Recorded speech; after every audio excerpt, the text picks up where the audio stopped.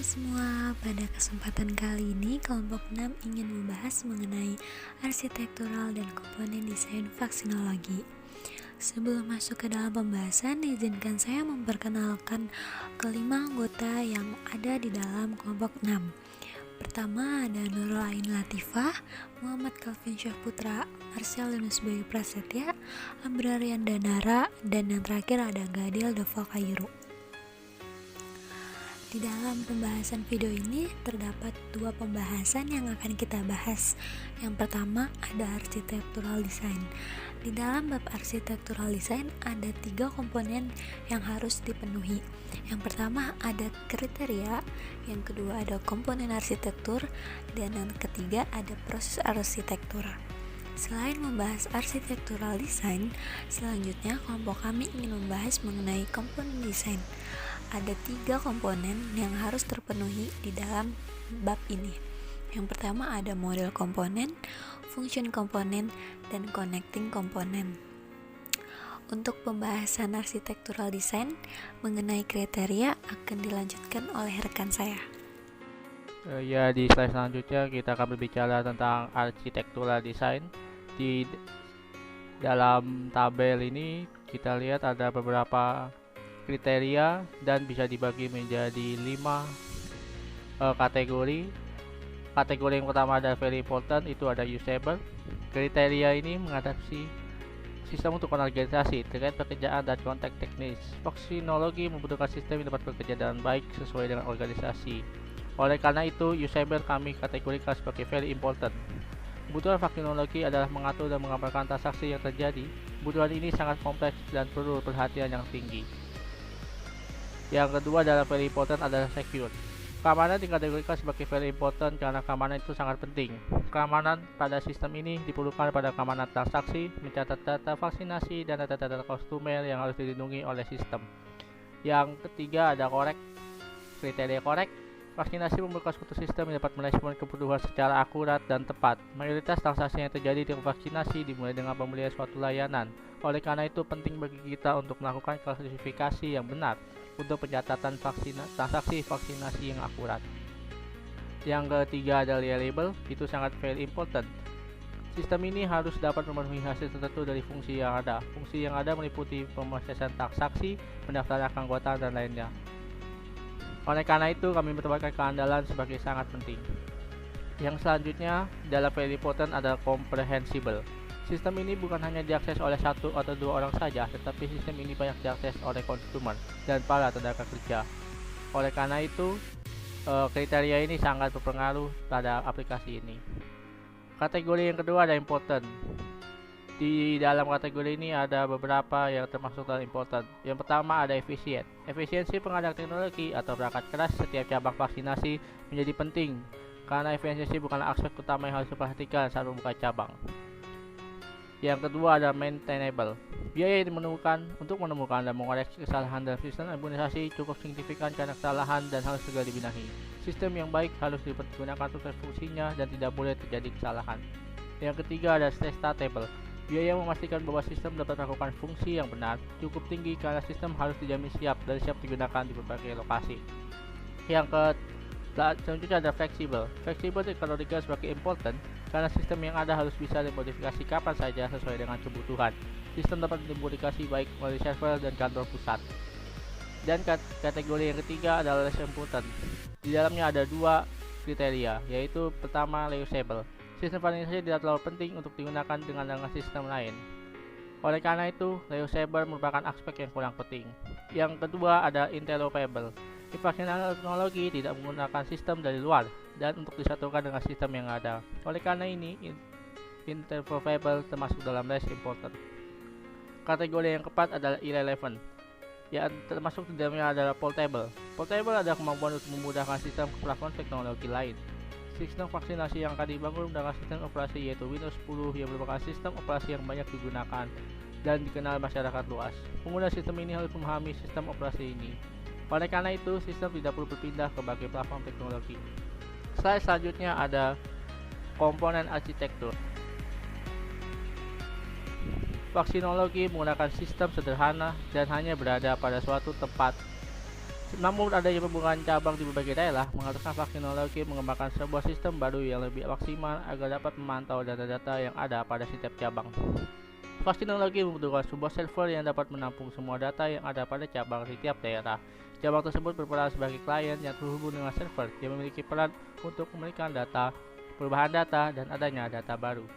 Di slide selanjutnya kita bisa lihat ini adalah bagian dari komponen arsitektur yang terdapat di dalam aplikasi kami.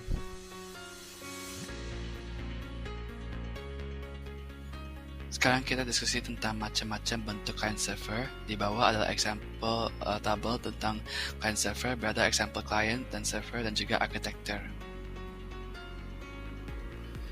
Sekarang distribute data yang akan masuk dari klien melalui user interface akan dikirimkan ke server, lalu server akan mengubah seluruh perubahan data. Data tersebut akan diubah ke masing-masing database cabang sehingga setiap input apapun dari member akan terupdate di sistem. Next. Sekarang kita akan diskusi tentang proses architecture. Decentralized pattern ini memiliki server untuk memegang kendali penuh dalam melakukan pengaturan pada setiap klien yang ada.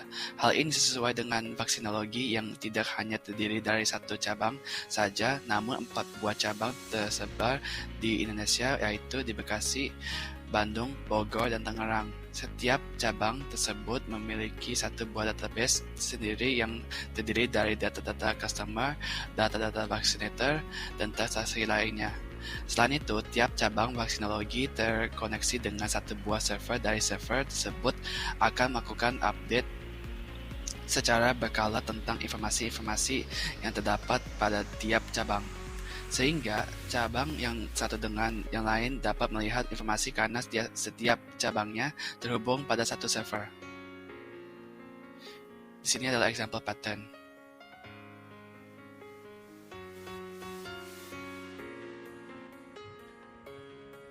Berikut ini merupakan model komponen sebelum direvisi.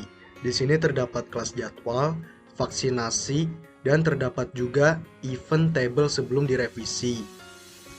Lalu di slide ini terdapat kelas diagram sesudah direvisi. Di sini terdapat kelas jadwal, cek jadwal, dan vaksinasi. Terdapat juga state chart diagramnya. Nah, kelas diagram di atas merupakan sebuah revised class diagram dari kelas diagram sebelumnya. Hasil event table yang ada pada pembuatan model komponen. Revised class diagram dibuat juga berdasarkan state chart diagram.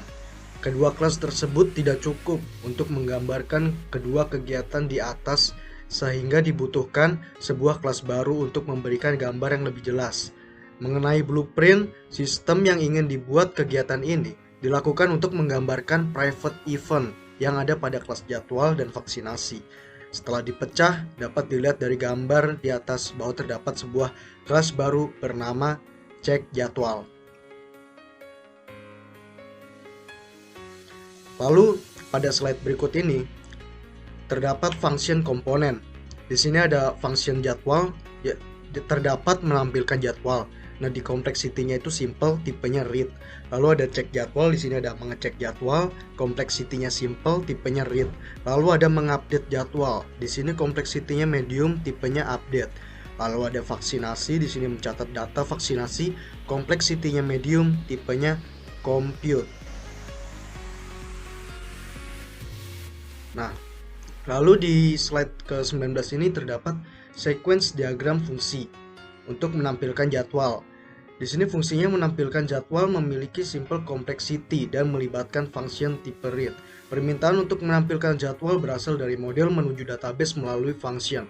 Fungsi read dijalankan pada model kelas jadwal. Apabila data tidak ditemukan, maka akan menampilkan output bahwa daftar jadwal tidak ditemukan. Sebaliknya, akan ditampilkan output yaitu daftar jadwal. Pada model jadwal terdapat model kelas vaksinasi sehingga fungsi read kemudian akan dijalankan. Lalu ada sequence diagram, fungsi mengecek jadwal. Fungsi mengecek jadwal memiliki simple complexity dan melibatkan function tipe read. Permintaan untuk mengecek jadwal berasal dari model menuju database melalui function. Fungsi read dijalankan pada model kelas cek jadwal. Apabila data tidak ditemukan, maka akan menampilkan output bahwa daftar jadwal tidak ditemukan. Sebaliknya akan ditampilkan output yaitu daftar jadwal. Pada model jadwal terdapat model kelas vaksinasi sehingga fungsi read kemudian akan dijalankan. Lalu pada slide ke-20 terdapat sequence diagram fungsi mengupdate jadwal. Fungsi mengupdate jadwal memiliki medium complexity dan melibatkan function tipe update. Permintaan untuk mengupdate jadwal berasal dari model menuju database melalui function. Fungsi update dijalankan pada model kelas cek jadwal.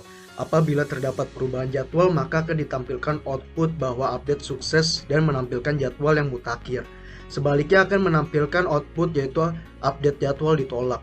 Pada model kelas jadwal terdapat model kelas vaksinasi sehingga fungsi read kemudian akan dijalankan.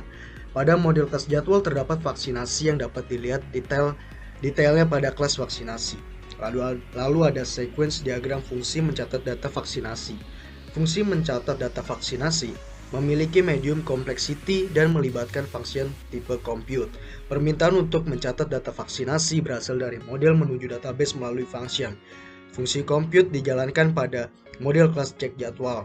Apabila terdapat jadwal, maka akan ditampilkan output bahwa catatan sukses dan menampilkan catatan yang mutakhir. Sebaliknya akan ditampilkan output yaitu catatan ditolak. Pada model kelas jadwal terdapat model kelas vaksinasi sehingga fungsi compute kemudian akan dijalankan. Pada model kelas jadwal terdapat vaksinasi yang dapat dilihat detailnya pada kelas vaksinasi.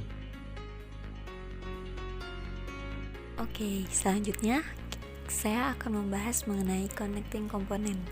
Connecting komponen yang terdapat pada kelas vaksinologi. Yang pertama ada kelas karyawan dengan kelas resepsionis dan vaksinator. Dalam sistem vaksinologi, sistem analis membagi karyawan menjadi dua bagian. Yang pertama ada resepsionis dan vaksinator.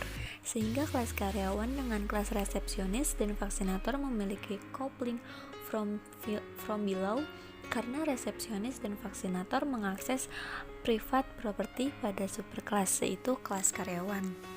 Yang selanjutnya ada kelas karyawan dengan kelas owner yang memiliki outside coupling. Mengapa kelas ini memiliki outside coupling? Karena masing-masing kelas tersebut berisi informasi data diri karyawan dan owner.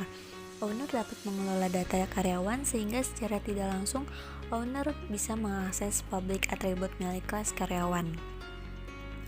Yang terdapat dalam outside coupling terdapat kelas karyawan dengan kelas vaksinasi record, kelas karyawan dengan kelas jadwal,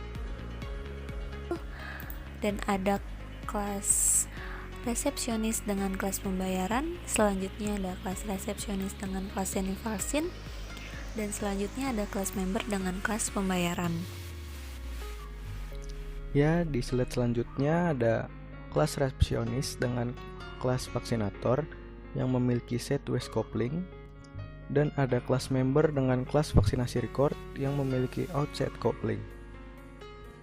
Selanjutnya ada kelas jadwal dengan kelas owner yang memiliki outside coupling, dan ada kelas jadwal dengan kelas cek jadwal beserta kelas vaksinasi yang memiliki outside coupling, serta ada kelas owner dengan kelas laporan yang memiliki sideways coupling.